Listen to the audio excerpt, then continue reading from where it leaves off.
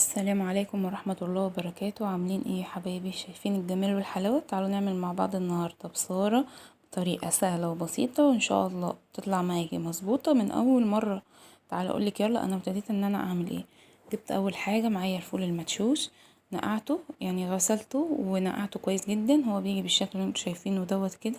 تبداي ان انتي تغسليه كويس، تنزلي المادة البيضاء اللي بتبقى في الفولة، تبداي ان انتي تحطي عليه مية وتسيبيه قبلها بيوم يتنقع لتاني يوم، عشان الفولة تطرى معاكي وتبقى ايه وما تاخدش سوا كتير، هو بيزيد حجمه بيزيد.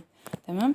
جبت بقى معايا بصلاية وقرن فلفل وطماطماية وكام فص من الثوم، وهبدأ ان انا انزل بيهم على الفول بتاعي. ومعايا ربطتين من الخضرة كبار، ربطتين من الخضرة كبار. باخد الورق بتاعهم، مش عايزة العروق. تمام. باخد الخضرة بس، الورق. وهبدأ ان انا انزل بيه في الحلة، وهحط هبدأ بقى ان انا ابخرها. معايا 2 من المكعب.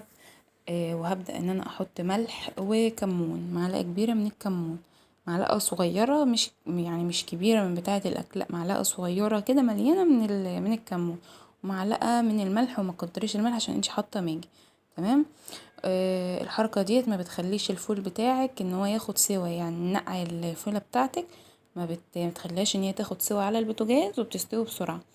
بدأت ان انا انزل بالمية. انا هنا يا دوبك بغطي الفول بتاعي والخضار، ما بخليش الفول بتاعي مليان مية، ما بعوموش بمعنى اصح. لا، انا يا دوبك بحط اعلى من الفول بحاجة بسيطة زي ما انتوا شايفين كده. وابدأ ان انا ارفعهم على البوتاجاز لحد ما تستوي خالص، لحد ما تيجي تمسكي الفولة كده تلاقيها بتتهري والخضار استوى تماما. عقبال ما تستوي عملت بصلاية قطعتها شرايح، بعد كده بدرتها بشوية نشا، وحطيت المقلة زيت سخن قوي، ونزلت بالبصل بتاعي. تمام.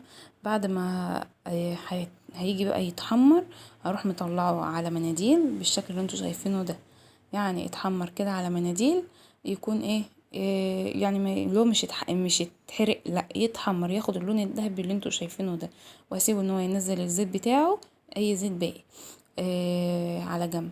المهم بقى الفول بتاعي استوى بالشكل اللي انتوا شايفينه دوت. خليته بارد، ضربته في الخلاط وبدأت ان انا اصفيه. القوام بتاعه ما بيبقاش مختوم، لا يعني مختوم يعني تقيل، ما بيبقاش تقيل.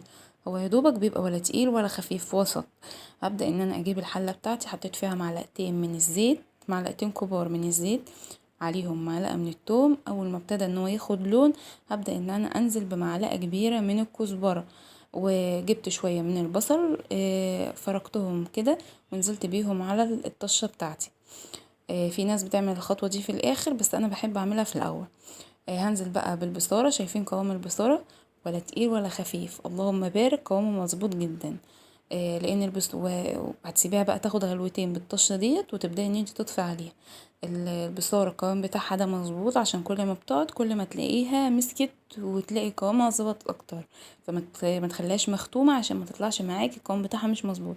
قدمها بقى في اطباق بالشكل اللي انتوا شايفينه دوت، على وشها كده شويه من البصل اللي احنا محمرينه. اللهم بارك، طعمها ولا ريحتها حكايه. جربيها بالطريقه ديت وهتدعيلي عليها ان شاء الله.